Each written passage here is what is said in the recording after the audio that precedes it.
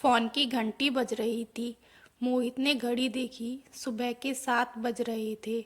उसने फ़ोन उठाया। उधर से आवाज़ आई, मैं थाने से बोल रहा हूँ। एक स्त्री रेल से कटकर मर गई है। उसके फ़ोन में लास्ट डायल में आपका नंबर था, इसलिए आपको फ़ोन किया। मोहित को तो काटा खून नहीं।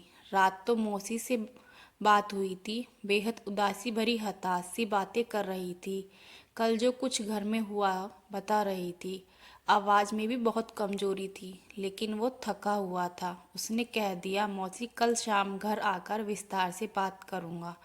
पर अब तो जल्दी से थाने भागा। लाश मोर्चरी में रखी हुई थी। उसने मौसा जी को फ़ोन किया, जो बिजली विभाग में कार्यरत थे। 2 साल पहले ही रिटायर हुए हैं। मौसा जी को तो लगा उसकी बात सुनकर सांप सा ही सूंघ गया। मैं आता हूँ कहकर उन्होंने फ़ोन काट दिया। मोहित सामने पड़ी बेंच पर बैठ गया। उसकी आंखों से आंसू बहने लगे। मौसी माँ की लाडली बहन थी। उनसे 6 साल छोटी थी। मोहित भी मौसी के दिल के बहुत करीब था। सोच में डूब गया मोहित। माँ बताया करती थी, जब उनके जन्म के बाद मौसी पैदा हुई तो सबको खल गई, क्योंकि सबको लड़का चाहिए था। उनके होने से पहले लड़की जानकर कई गर्भपात करा दिए गए थे। उस बार लड़का होने की रिपोर्ट पर ही बच्चा पैदा किया गया, पर हुई लड़की। किसी को बर्दाश्त ही नहीं हुआ। कोहराम सा मच गया। कोई सगुन नहीं हुआ, बस मातम ही हुआ। उन्हें कभी कोई प्यार माँ बापूजी का नहीं मिला, बल्कि छोटी छोटी गलतियों पर पिटाई होती थी। माँ पहला बच्चा थी, इसलिए उन्हें सबका लाड़ मिला।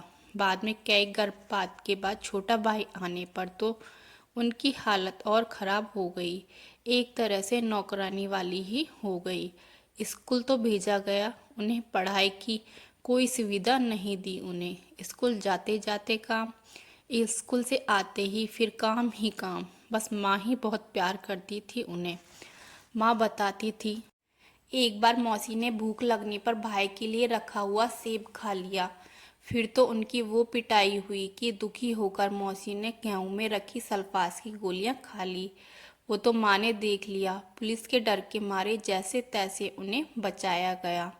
माँ की शादी के बाद तो मौसी की हालत और बदतर हो गई थी। 16 साल की उम्र में ही उनकी शादी भी कर दी गई हमारे शहर में। पर यहाँ भी मौसी के दुर्भाग्य ने पीछा नहीं छोड़ा। तेज तर्रार सास और विधवा बहन का आज्ञाकारी पुत्र और भाई निकला उनका पति। दिन रात उनकी सेवा में जुटी रहती। मुंह में बोल तो जैसे थे ही नहीं उनके। मायके वालों ने शादी के बाद उनसे कोई मतलब ही नहीं रखा। बस कभी कभी माँ से मिलना होता रहता था उनका। अपने दुख दर्द बांट लेती थी उनसे। वो भी बराबर में बैठे सब बातें सुनता रहता था। बात बहुत समझ तो उसे नहीं आती थी, पर मौसी के आंसू उसे अच्छे नहीं लगते थे। अपने हाथों से उन्हें पोंछ देता था और मौसी उसे गले लगा लेती थी। उसे बहुत प्यार करती थी मौसी। माँ बताती हैं, एक बार जब फिर मौसी ने जुल्मों से तंग आकर जान देने की सोची, तभी उन्हें पता चला वो गर्भवती हैं। उस दिन से वो खुश रहने लगी थी। उन्हें यही लगने लगा था, अब कोई उनका अपना आने वाला है, जो उनका उद्धार करेगा, उनको समझेगा। और फिर रौनक उनके घर आया। 1 साल बाद ही रोशनी से उनकी दुनिया में चहचहाहट भर गई। सास की चिल्पो, पति का कर्कश व्यवहार, नंद की मनमानी, उन्हें कुछ भी बुरा नहीं लगता। वो तो अपनी खुशी में मग्न अब दूसरी दुनिया में ही रहने लगी थी। बच्चे पढ़ने में अच्छे निकले।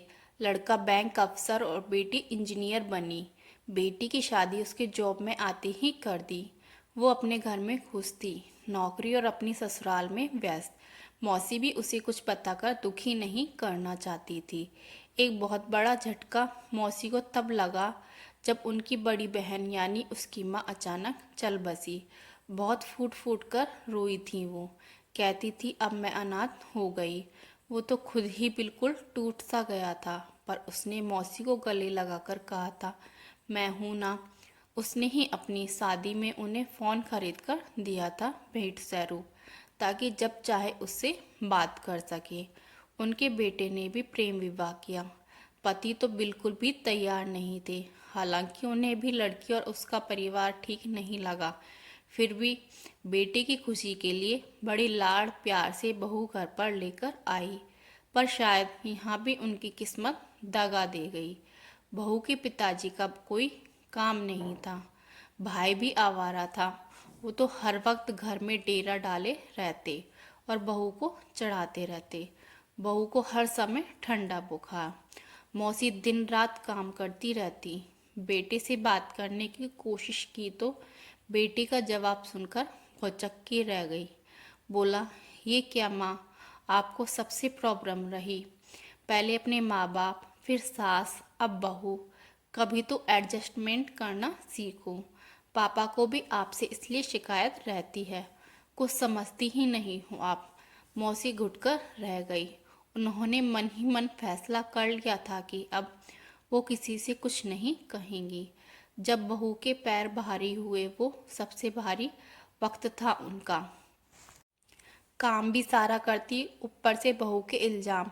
इन्हें मैं खाते हुए अच्छी नहीं लगती, तभी वही बनाती हैं जो मैं नहीं खाती। अब बहू को रौनक की बुआ जी का भी पूरा संरक्षण प्राप्त था।